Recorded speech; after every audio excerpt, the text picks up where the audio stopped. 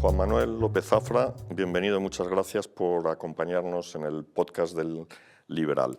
Juan Manuel López Zafra es doctor en Ciencias Económicas y Empresariales, ha sido director general de Economía de la Comunidad de Madrid y ha desarrollado una amplia carrera docente en distintas universidades, Complutense, San Pablo CEU, ICADE y CUNEF, donde además ha coordinado varios programas sobre ciencia de datos, que es su campo de especialización. Juan Manuel no se limita a predicar, sino que también da trigo y en 2007 fundó la consultora StatPro 2000 Clima, desde la que presta servicios de analítica aplicada a distintos ámbitos como el financiero, el asegurador, el turístico, el automovilístico, etc.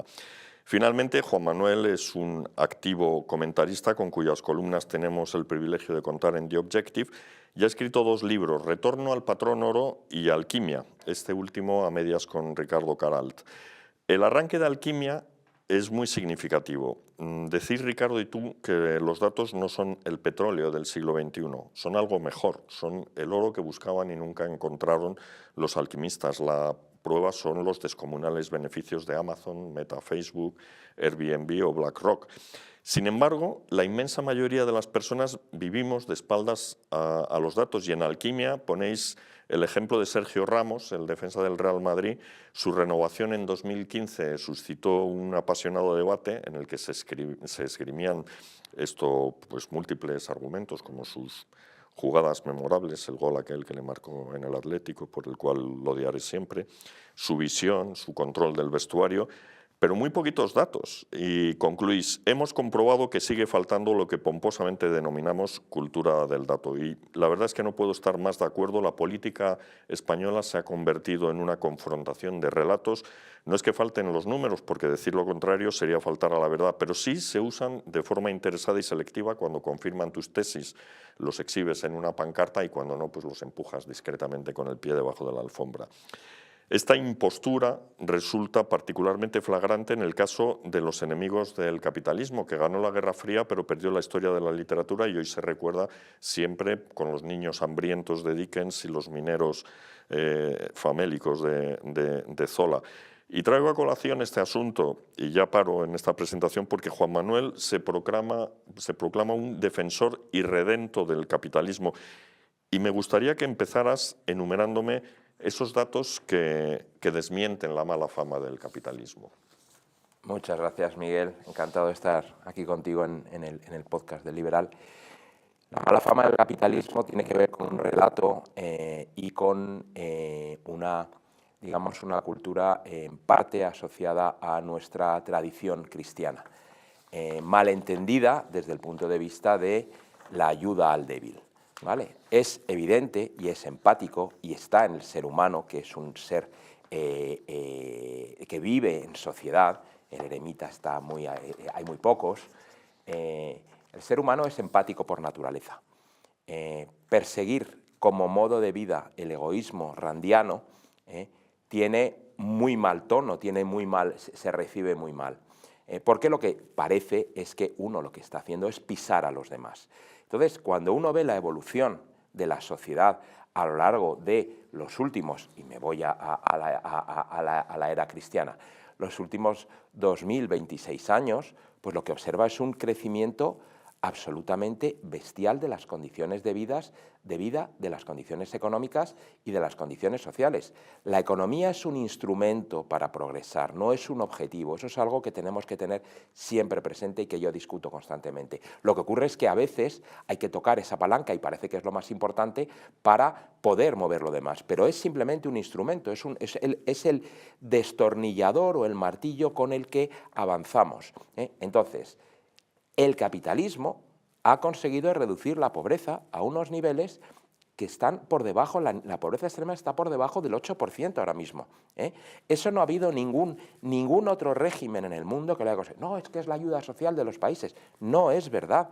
Es el libre mercado, es la libre empresa, es la libertad de comercio la que está permitiendo a los países y a las zonas geográficas y a los individuos en peor situación que puedan avanzar.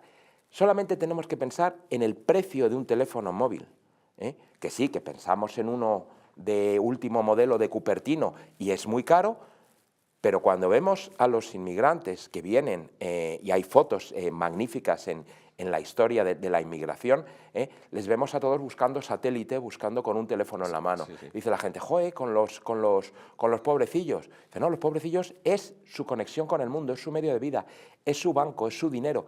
Todo está en el móvil. ¿Y cuánto cuesta eso? ¿Y quién ha conseguido que cueste una fracción de lo que costaba hace 10 años, de lo que costaba hace 15 años? Es el capitalismo y las economías de escala. Y esa es nuestra apertura al mundo, el poder tener en un móvil una tienda completa. Eso no lo ha conseguido el socialismo, eso lo ha conseguido el capitalismo. Y eso permite a las personas progresar sin pisar a nadie, generando empleo, generando riqueza, alimentando al entorno. Eso no lo ha conseguido ningún otro sistema más que el capitalismo. Esto es un buen ejemplo porque tú te acordarás de lo barata que era la comunicación en la época en que había un monopolio de Telefónica, o sea que tardaban, además el servicio era lamentable, podían tardar 6 meses en darte una línea y luego no había llamadas internacionales porque eran absolutamente prohibitivas. Ese modelo nuevo de esa casa distinta que tú no utilizabas, puede ser chino, puede ser coreano, puede ser americano, puede ser de donde sea, difícil será que sea europeo, por cierto, luego hablaremos de eso si quieres, estás satisfaciéndote, tú estás como consumidor, como cliente, hay alguien que te está dando lo que necesitas, tienes que subsidiar tú, a ver, es perfectamente lícito que lo hagas, pero realmente tienes un vínculo emocional o profesional con ese antiguo proveedor de servicios o proveedor de producto que no te está dando lo que hoy necesitas. Oye, si te lo da y estás muy contento, cambias y sigues y eres fiel. Pero si hay otra marca, otro productor que te está dando lo mismo a mejor precio o que tú lo percibes como mejor, ¿por qué vas a subsidiarlo? Es decir, toda la historia de la evolución humana, desde que vivíamos en las cuevas, es la historia de la competitividad, de la competencia. No puedes progresar estando tranquilo. En cada trabajo, tú en el tuyo, yo en el mío, progresamos, pero eso no significa que machaquemos a los demás. Significa que tú estás dando algo que hace que los demás te elijan a ti.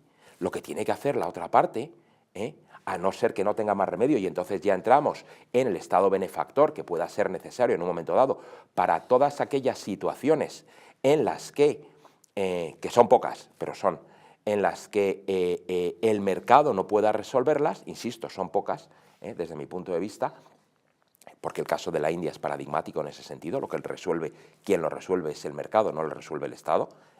Entonces, en esas circunstancias, quitando esos extremos de la cola de la distribución, hay un ten con ten que nos permite funcionar. Oye, esto que me estás aportando, este nuevo modelo es muy caro.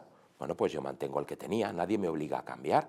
Entonces, quiero decir, dices, se consigue a costa de, pero no es porque yo busque pisar a otro, sino porque el mercado prefiere mi producto y yo arriesgo y lo consigo o no. Hay muchos más que fracasan que el desarrollo médico, las medicinas.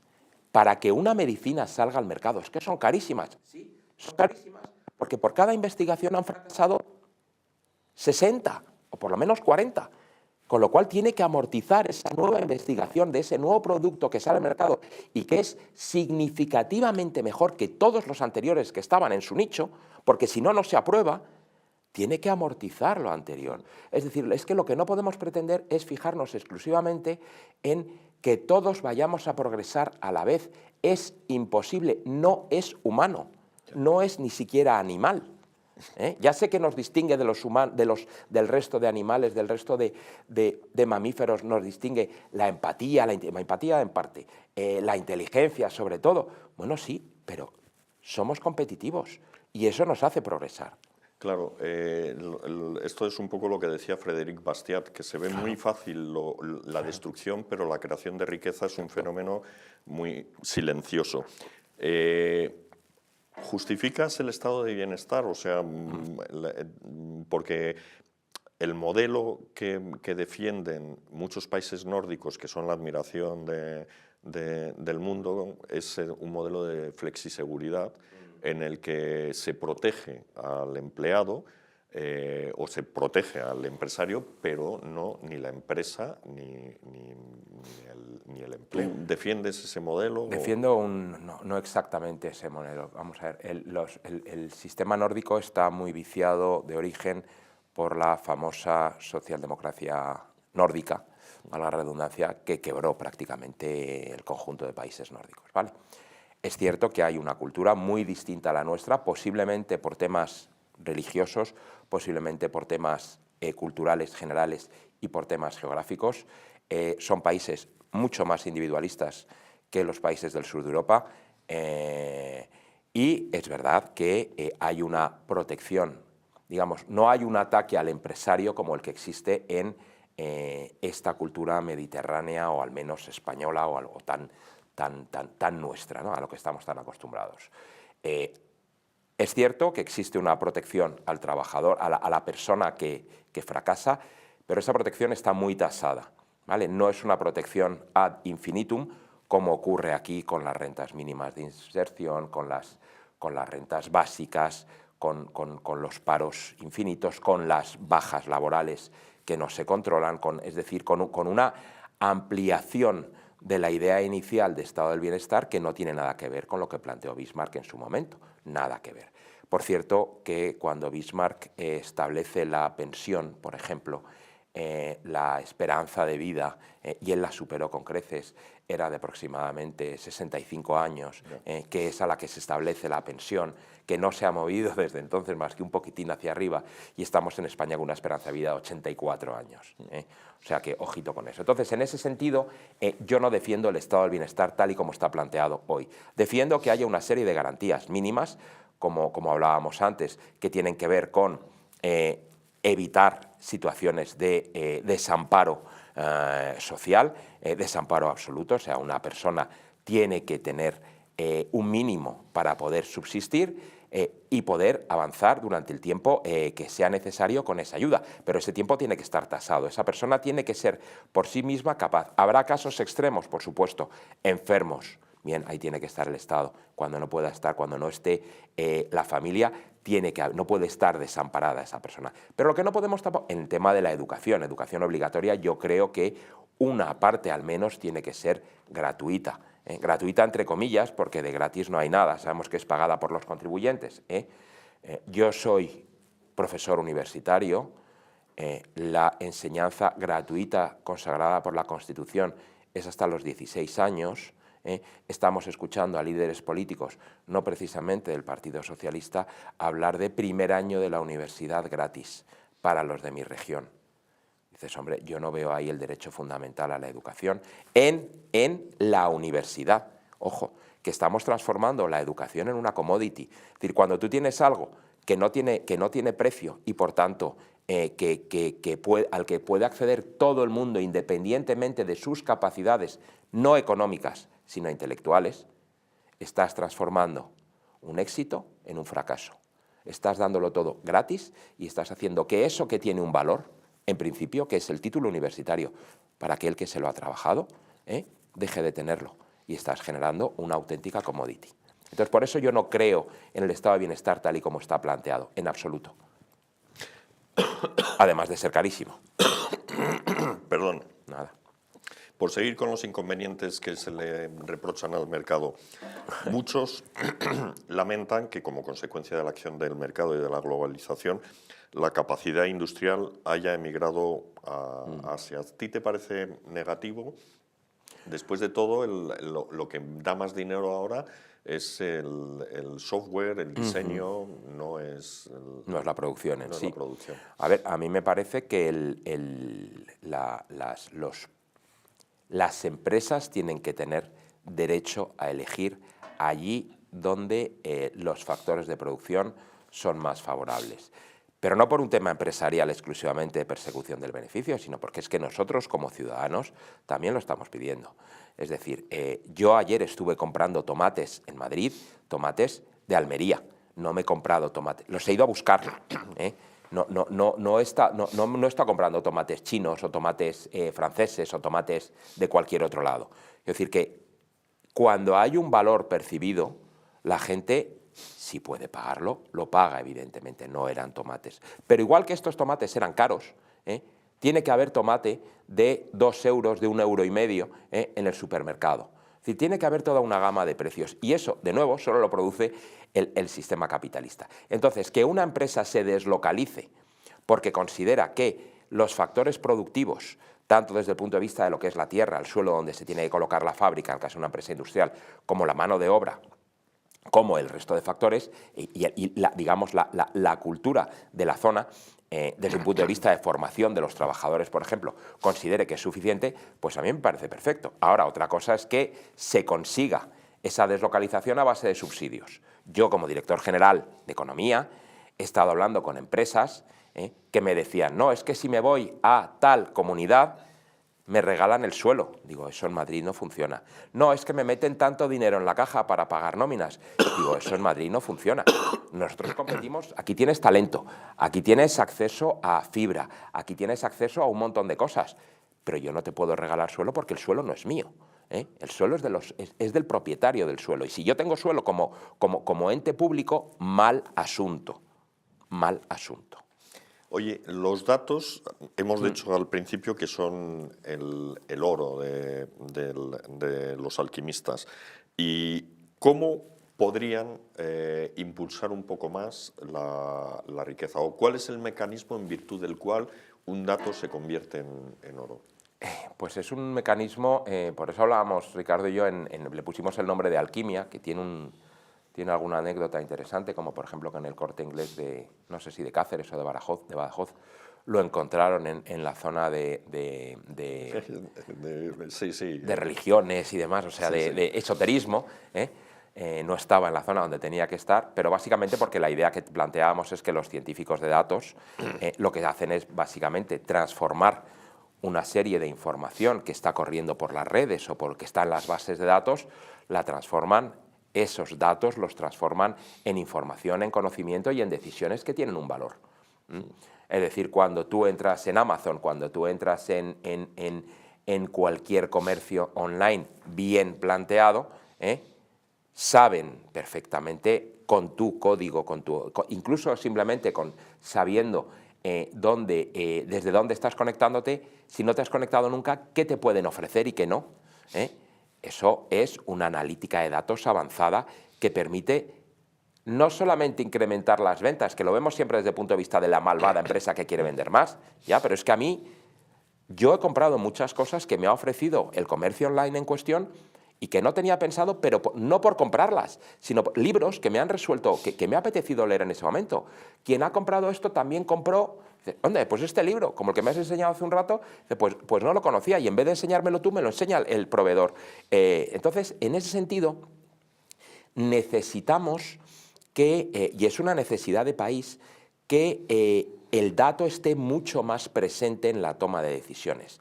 Para eso es fundamental, absolutamente fundamental, ordenar y organizar los datos de los que disponemos a nivel de negocio. Vosotros en The Objective tenéis accesos permanentes que medís a través de la web, pero no solamente los medís y decís, hoy he tenido tantas conexiones a esta noticia, que lo tenéis, sino que a partir de ahí vais destilando información, vais destilando conocimiento para tomar decisiones, oye, esto está funcionando, esto funciona mejor a unas horas y funciona peor a otras, y eso es la analítica de datos la que te lo permite. Pero eso que lo hacéis a nivel de un diario digital y que está absolutamente interiorizado, lo tiene que hacer el comercio de la esquina. Lo ha hecho toda la vida simplemente viendo qué querían los clientes. Pero ahora, además de verlo, puede probar cosas a costes muy bajos, porque tiene la capacidad de hacerlo. Lo que ocurre es que hay que hacer el cambio cultural. El otro día hay una tienda que yo utilizo relativamente, que es un comercio tradicional de sombreros y gorras de la zona de Gran Vía, ¿no? Y lo han transformado completamente. El hijo lo ha transformado completamente de un negocio que dices, ay, ¿quién se compra sombreros? ¿Quién compra gorras? Utilizando las redes sociales, midiendo, lanzando campañas de impacto muy baratas, ha conseguido mantenerlo y posicionarlo en un nicho de mercado. Oye, eso a mí me parece absolutamente extraordinario. Y lo mismo puede ocurrir con un bar y ocurre con ferreterías. O sea, quiero decir, el dato está presente en todo, desde el momento en que entramos en la tienda. Compremos o no, ahí hay información que alguien tiene que recoger. Desde hace años existen en los centros comerciales cámaras que cumplen con la legislación, por supuesto, que lo que hacen simplemente es traquear, valga el palabra, seguir dónde está la persona, por dónde se está moviendo. Como en el campo de fútbol vemos los mapas de calor, hay mapas de calor en tienda. Y entonces, en función de dónde se pare la gente, vas a poder poner un... ¿Por qué están los chicles en la puerta en la caja del supermercado? Porque nadie va a un supermercado a comprar chicles, pero si están en la caja igual te los llevas. Bueno, pues eso que es algo que se ha sabido toda la vida, porque el comercio siempre ha estado muy avezado en técnicas de analítica de datos, las que tenían en cada momento, ahora cada vez podemos destilar más. Y eso a mí me parece que es una maravilla por un lado y algo que estamos desaprovechando en este país desde el punto de vista de infraestructuras. Ojo, no ya desde el punto de vista del negocio, que podrá hacerlo o no, pero desde el punto de vista de infraestructuras. Los datos tienen, sin embargo, un reverso tenebroso y vosotros escribís: el precio a pagar por navegar en Internet somos nosotros. Eso es. Y en China han puesto en marcha un programa de crédito social que tiene caracteres orwellianos. Totalmente, en China y en Canadá. Y en Canadá. Y en Canadá. Y no descartemos, a ver, el presidente de la República Francesa, Macron, ya lo ha anunciado en algún momento. Y sabemos que para España Francia es el canario en la mina.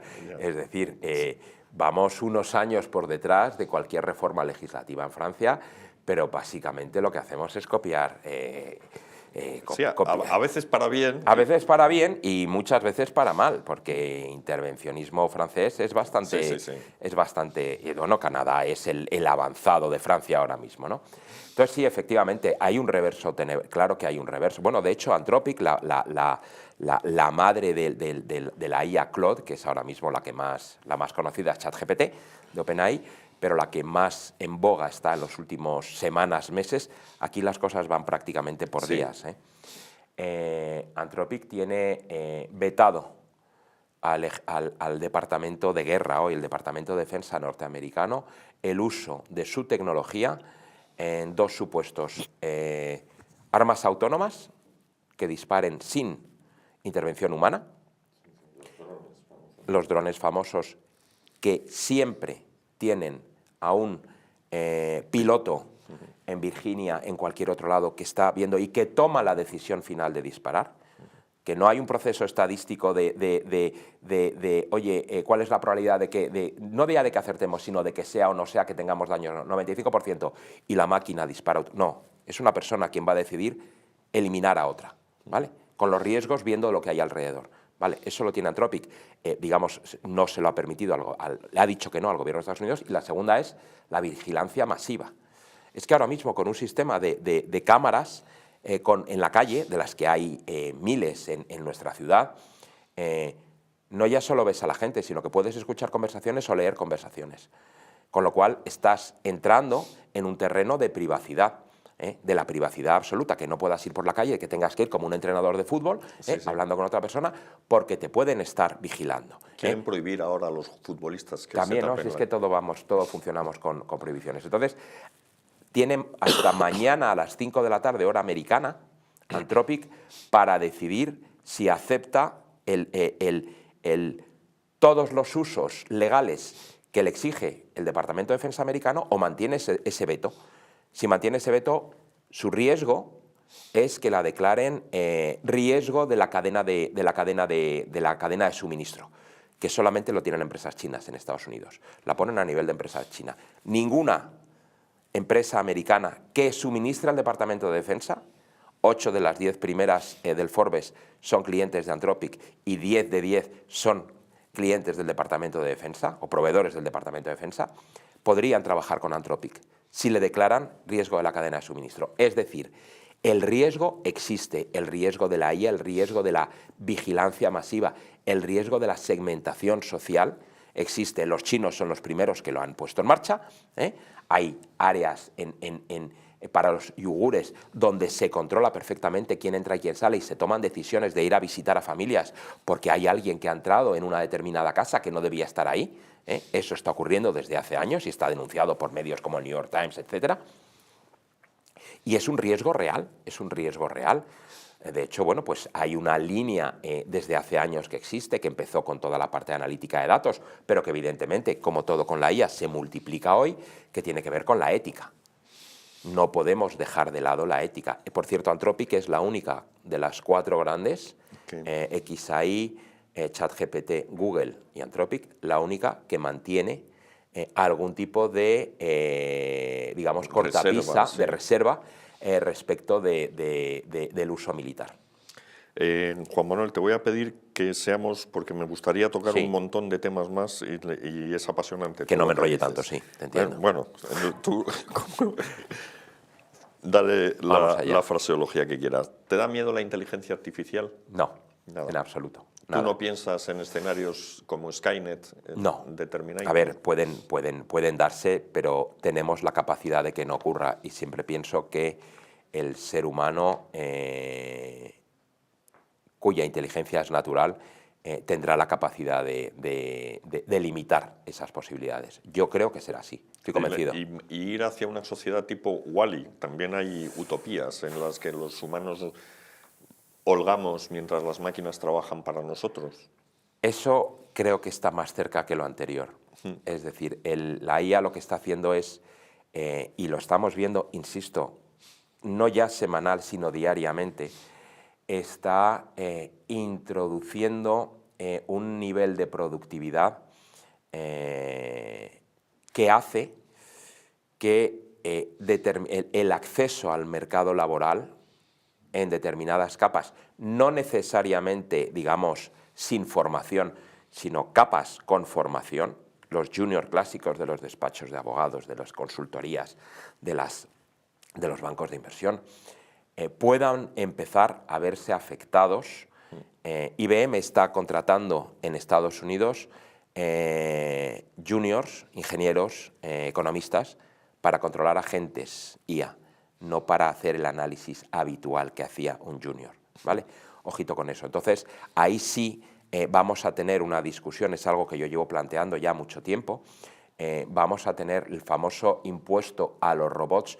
Yo no lo veo como un impuesto a los robots, lo veo como una devolución a la sociedad, al individuo, digamos como un dividendo, lo veo más bien como un dividendo para que la persona tenga un tiempo para poder transformarse. Claro, ese es otro aspecto que quería comentar contigo. Estás hablando de que la inteligencia artificial está haciendo labores que antes hacían los juniors. ¿No tienes miedo? Ha salido hace poco un informe, vamos, cuando digo hace poco es hace 2 días, en el que decía que va a ser devastador y provocó una caída, además se viralizó y provocó una caída brutal en las bolsas. ¿Qué pasa con esa digamos, asignación de los beneficios tan polarizada? Es decir, nunca habíamos visto, vamos, habría que volver a hacer los cálculos. Hasta hace poco el hombre más rico de la humanidad había sido el famoso Mormuza, el rey africano, pero ahora es posible que Elon Musk haya... No sé si tendrá más... a ver, primero el famoso Mormuza o el famoso Rajá de la India, que tenía tanto oro, tenía oro físico que podía tocar. Lo que tiene Elon Musk básicamente son acciones, ¿vale? Entonces, bueno, pues ahí hay un debate muy interesante que podríamos tener en otra ocasión y que me gustaría tener, que tiene que ver con las políticas monetarias de los países y de los bancos centrales para bajar tipos de interés y aligerar la carga de los más necesitados, como lo que hacen es precisamente que el dinero que no se consigue vía bancaria vaya vía capital, vía bolsa, por así decirlo, de forma sencilla, ¿vale? Y por tanto enriquezca potencialmente a las personas que tienen su inversión en bolsa ya. Claro. Entonces es una paradoja, pero que es real, ¿eh? Pero bueno, dejemos ese tema. Volviendo al anterior, efectivamente, se puede pensar que eso que has planteado de ese informe de hace un par de días que se ha viralizado, que es así, desde mi punto de vista tiene un problema importante, que habla de cuál va a ser la sociedad y de cómo en el 2028 el SP va a estar un 20 o un 30 y tantos % por debajo de su máximo que fue en 2026. Plantea un escenario bastante distópico que es interesante, pero que para mí adolece de un error fundamental, que es la cláusula ceteris paribus.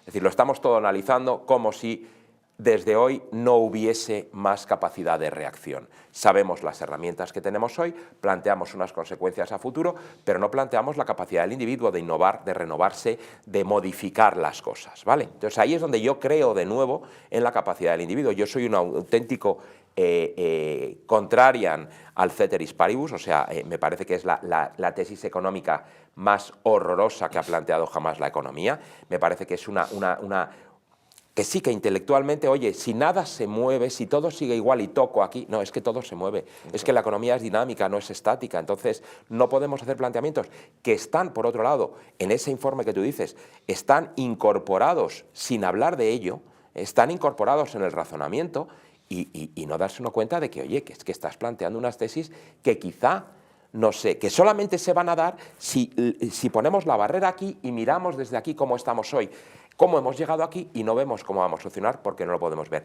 Podemos ver ciertas cosas, pero no lo demás. Entonces, en ese sentido, pues la verdad es que creo que va a haber una modificación muy importante de las relaciones laborales, muy importante, de las relaciones.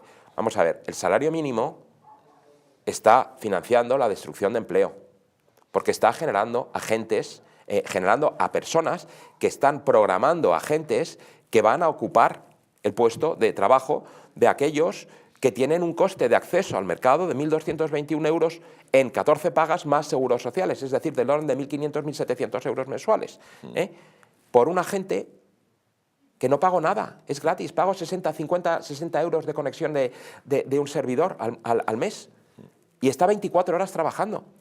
Pues sigamos planteándonos las relaciones laborales decimonónicas del siglo XIX, del siglo XX, y no miremos a lo que está pasando hoy, pero que está pasando literalmente. En este que momento. la empresa de los 1.000 millones de dólares y un solo trabajador, si no se ha creado ya, se crea en 2026. Oye, ¿y qué opinas sobre el debate de las redes sociales? ¿Hay que prohibir X, como dice la ministra de Juventud e Infancia? Es que prohibirían tantas cosas. Han prohibido el Red Bull a los menores.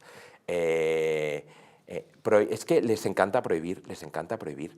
No ven otra cosa más que se ven como guerreros en una lucha contra dragones que no existen.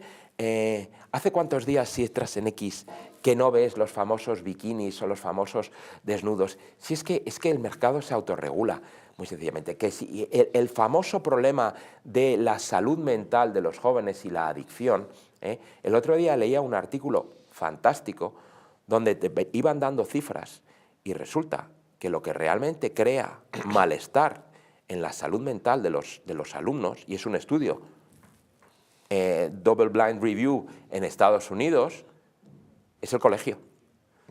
La mayor cantidad de suicidios se da durante el periodo escolar y desaparecen en verano. Yo no digo que el colegio haya que prohibirlo. ¿Cómo se me va a ocurrir decir eso? Pero lo que digo es que a lo mejor hay que replantear la forma en que se está educando. Bueno, pero eso se le ocurriría seguro a Sir Arrego. Está bien, claro. Ahora ya vamos a entrar en la política nacional y aquí me gustaría que fuésemos concisos. Sí. Es una pena, o sea, estaría hablando contigo 8 horas, pero lamentablemente no tenemos tanto tiempo. Ya que estamos en España, nuestro PIB registra récords históricos de crecimiento, pero la pobreza se estanca. ¿Cómo es posible? ¿Está mal medido el crecimiento? ¿Está mal medida la pobreza? ¿Las dos cosas? ¿O? No se estanca, la pobreza crece. Crece en el sentido de que cada vez más hay rentas básicas de inserción. Hay más, creo que eran 3 millones que se están pagando, de una barbaridad. Entonces, eso no es un éxito del estado del bienestar. Sí, lo vende como un éxito. Lo vende como un éxito. A mí, el éxito es que no haya subsidio de paro, pero no porque no se necesite, no porque no haya que darlo, sino porque no se necesite, porque la gente esté trabajando, aunque las cifras de paro son mejores de los que eran, evidentemente. Eso es otra discusión también interesante, cómo se mide el paro, cómo se miden los fijos discontinuos, etcétera, y que no se entreguen bonos de comida. Eso sería un éxito, que la gente pudiese comer sin necesidad de acudir al Estado. Mientras que haya esa necesidad, o se perciba como tal, o se perciba que no, si yo no voy, me voy a el Estado que me lo va a dar, entonces tengo un problema social de generación de subsidios, una sociedad subsidiada, y una sociedad subsidiada no progresa. Entonces, el PIB, evidentemente, tiene problemas de medición, pero no es que yo no parto de la base de que esté trucado como tal, ¿vale? O sea, confío en... Es verdad, y como director general de Economía en la Comunidad de Madrid tuvimos discusiones serias con el INE. Es verdad que puede haber, la forma en la que se mide el PIB, eso daría para varios, no le interesa nada a la gente porque es muy árido, pero es un tema muy interesante en el que se podría entrar, pero no vamos a entrar ahí porque se nos va el tiempo. Se nos va el tiempo. Inmigración. ¿Cómo tú eres partidario, dices, hay que actuar con realismo en materia de inmigración? ¿Qué quiere decir eso? Porque claro, hay que actuar con realismo en todo, ¿no? Yo soy partidario de, como Juan Manuel López Zafra, soy partidario de fronteras abiertas completamente. Eso sí, completamente abiertas. Eso sí, a cada uno según su trabajo.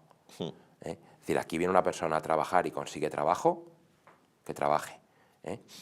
Igual que si yo me quiero ir a Estados Unidos, porque allí voy a conseguir trabajo, quiero que me dejen. Fronteras abiertas, no las españolas solo, no las de España. Fronteras abiertas, como ocurría en los años 20, donde se viajaba por el mundo sin pasaporte. Pero entonces no había un estado de bienestar, una sanidad universal. Claro, es que el problema son los incentivos. Si es que el problema que tenemos son los incentivos. Es decir, ¿por qué viene la gente a España? No porque vaya a trabajar, porque el acceso al mercado laboral está muy limitado. Viene porque hay subsidios, porque te garantizan, según llegas, te garantizan que vas a estar mejor que donde estabas.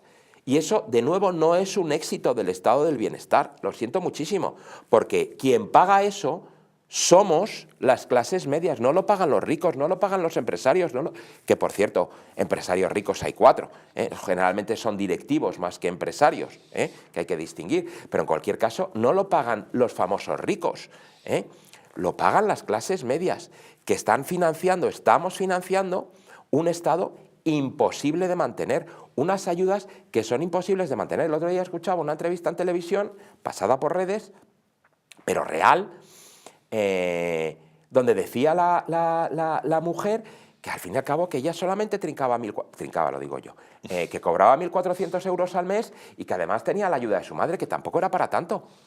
Claro, fue un escándalo absoluto. ¿Cómo es posible que se estén dando esas cantidades de dinero cuando hay gente que trabajando no lo cobra? Es que no es un ejemplo para la sociedad. No es un ejemplo. Entonces, yo por eso, cuando me dices fronteras, inmigración, estado de bienestar, lo que digo es cortemos los estímulos. Cortemos los estímulos. Es que no puedo vivir en una sociedad que esté estimulada con esteroides, que es como está la actual. Claro. Ese es otro tema. Hay algunos analistas, figuras destacadas como Núriel Rubine y Ray Dalio, que creen que los niveles de deuda alcanzados son absolutamente insostenibles y que van a acabar provocando, pero la academia no es tan catastrofista. O sea, en la academia lo que dicen es que no se ha demostrado, salvo el coste de oportunidad, que es lo que dejamos de hacer para pagar los intereses, que no hay correlación entre colapso y niveles de deuda. Ahí está Japón, por ejemplo, ¿no? Si no me equivoco, fue Felipe II quien quebró 7 veces. Claro, sí, tenemos la plusmarca los españoles. Hay una diferencia muy importante, y es que antes había dinero y ahora no hay dinero, ahora hay crédito. Me explico.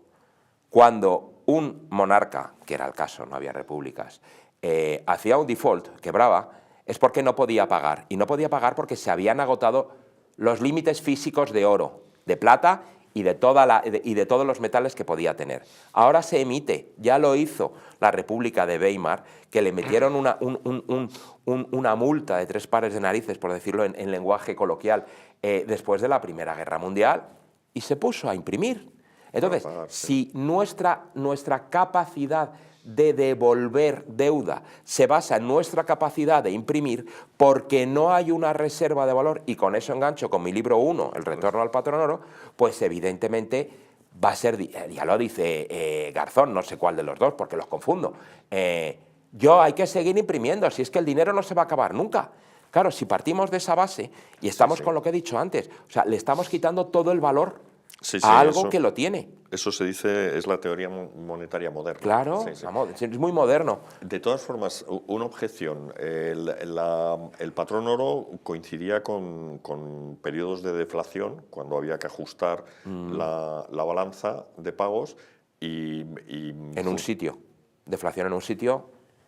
Claro, no, lo que decía, por ejemplo, lo que dice Gabriel Tortella, el patrón oro funcionó muy bien mientras no había democracia porque los ajustes los pagaban trabajadores que no votaban. En el momento en que tras la Primera Guerra Mundial empiezan a poder votar, pues ya el patrón oro es muy difícil de aplicar en nuestras sociedades, porque la gente dice, oye, Quiero. No, dice ajustes deflacionarios como el que tuvimos Sí, en vamos 2008. a ver. O sea, evidentemente la transición a un patrón monetario, a un patrón físico, a un patrón metálico, es una transición. La planteó Sarkozy siendo presidente del gobierno a 50 años, como hipótesis, no sé con quién hablaría, porque en Francia no es que sean muy partidarios, No. pero se planteó, y es algo que se puede hacer, punto uno. Punto dos, evidentemente iríamos a una situación deflacionaria, pero es que estamos en una situación inflacionaria. Es que el dólar desde hace más de 100 años ha perdido el 99% de su valor. Es que no vale nada, ¿eh? Y seguimos pagando en dólares, pagamos en el euro. Vamos a ver, solamente desde el año 2018 llevamos un 35% de pérdida de poder adquisitivo medido en términos de IPC.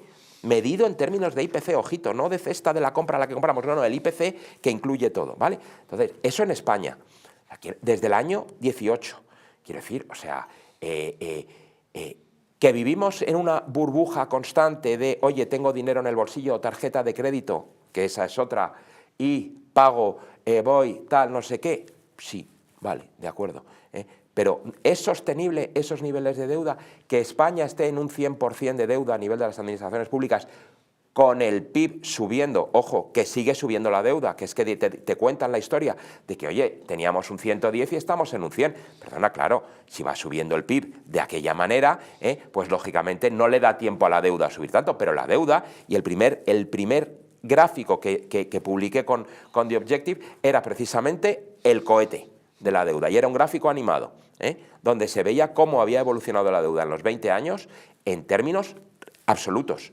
no en términos relativos. Es que hay que medirla en términos relativos, en función de lo que, perdona, yo lo que debo al banco no se lo debo en función en términos relativos. No, es que una persona, una familia no es un país, siempre es la misma historia, siempre es la misma historia, pero quien paga la deuda, quien paga la fiesta, es la familia, no es el Estado. ¿Y tú crees que esto llegará a un momento en que nos explote en la cara? Sí. A los japoneses no les ha explotado. No les ha explotado pues porque tienen un sistema, digamos, porque por un lado colocan deuda fuera, por otro lado ellos compran deuda también fuera, son tenedores de deuda y tienen un sistema que está funcionando. Italia tampoco le ha pasado, nosotros estamos protegidos por el euro, pero es que es insostenible. A ver, ya se ha planteado por economistas franceses precisamente. Yo soy un gran admirador de Francia, y soy francófilo y francófono. Ya se ha planteado una devaluación del euro hace 2 semanas. ¿Cómo que una devaluación del euro? O sea, vamos a ver, Alemania, ¿dónde estamos? Pin, pin, pin, pin, ¿qué está pasando aquí? O sea, que alguien ha visto la posibilidad de decirte a ti que hay que deflactar el euro. Y tú no has dicho nada, pero bueno, ¿esto qué es? O sea, ojito con eso, porque a base de deflactaciones, a base de trampas al solitario, la bola sigue avanzando, Pero claro, quienes pagamos la fiesta, insisto, somos los de siempre. Las 2 últimas preguntas. La primera, ¿qué te parece Donald Trump? Es facilita. Donald Trump, desde el punto de vista económico, no me gusta. Desde el punto de vista económico. Entiendo que viene a resolver un país. Yo cuando el Brexit, dirás ¿qué tiene que ver el Brexit? Los ingleses decidieron un Brexit. Yo no puedo decirle a un inglés, esté yo de acuerdo o no, yo no le puedo decir a un inglés lo que tiene que votar, punto 1. ¿Vale? ¿Es que os equivocáis? No, un americano no le voy a decir lo que tiene que votar. Que las medidas que toma Donald Trump desde el punto de vista de aranceles, que se las ha tumbado el Supremo, me parecen absolutamente inadecuadas, sí. Que la situación que había, primero no ha engañado. No ha engañado, o sea, su programa estaba, él ya hizo algunas cosas en su primer mandato, que fue un mandato desde un punto de vista europeo, español, mucho más razonable. Básicamente no había aranceles y ahora, claro, nos hacen polvo. Pero él lo que ha hecho y lo que está haciendo, lo había anunciado que lo iba a hacer. Yo no sé si se leen o no se leen los americanos los programas electorales, pero que desde luego escuchársele, se le había escuchado decirlo, está. Y ha ganado unas elecciones. Entonces tendremos que adaptarnos, tendremos que luchar con nuestras armas comerciales y es una lucha muy complicada. Pero es verdad que nos hemos metido nosotros también en el agujero. ¿Por? Hombre, porque Europa, se ha dicho siempre, Estados Unidos innova, China copia e innova, las dos cosas, y Europa regula, legisla. Ahí estamos. De las 100 empresas más grandes del mundo, 62 son norteamericanas, 18 son europeas. De las empresas, de las 13 empresas más importantes de Europa, de más de 10.000 millones de capitalización bursátil, que tienen aproximadamente 400.000 millones de capitalización entre las 13, en Estados Unidos, el mismo nicho, son 30.000 millones. Son 30 billions, perdón, billones nuestros. Hay un gap de 70. Oye, las cosas no son por casualidad. Nosotros seguimos siendo moralmente superiores a todo el resto del mundo. Mientras sigamos en esa atalaya de decir, no, es que no sabéis lo que es la democracia, no, es que no sabéis no sé qué, es que no sabéis lo que es el comercio, es que tal, y a ti te prohíbo absolutamente todo, nosotros no vamos a tener solución. Tenemos una Unión Europea que es básicamente una reproducción administrativa de la Unión Soviética. Mientras eso no lo cambiemos, no vamos a lograr absolutamente nada. La Comunidad de Madrid es desde 2018 la primera economía regional. ¿Es mérito propio absolutamente. O de mérito ajeno? Absolutamente, mérito, absolutamente. Bueno, a ver, los demás ayudan, no te digo que no. O sea, cuando una comunidad autónoma decide que se va a separar y crea tal inseguridad jurídica en sus empresas que salen como locas hacia allí donde no hay inseguridad, sino donde más bien hay seguridad, oye, pues eso no es mérito nuestro. El mérito de la Comunidad de Madrid es la seguridad jurídica, es una política económica basada en esa seguridad, esa transparencia y en bajadas de impuestos y deuda pequeña. Ojito, deuda pequeña. Entonces, de las peninsulares del régimen común, es la primera en deuda, primera por abajo, la que menos deuda tiene. Entonces, estamos hablando de creo recordar la última cifra, creo que era no llegaba a un 13% del Producto Interior Bruto de la Comunidad de Madrid en deuda. O sea, es una cantidad absolutamente irrisoria. Se dan las circunstancias para que la gente venga, para que la gente trabaje, para que la gente progrese. Tenemos un mercado laboral que tiene unos niveles de desempleo mucho más bajos que la media nacional, como 3 puntos por debajo de la media nacional, en hombres y en mujeres. Con mujeres mejor, con menos desempleo que en hombres, que eso sí que no es habitual.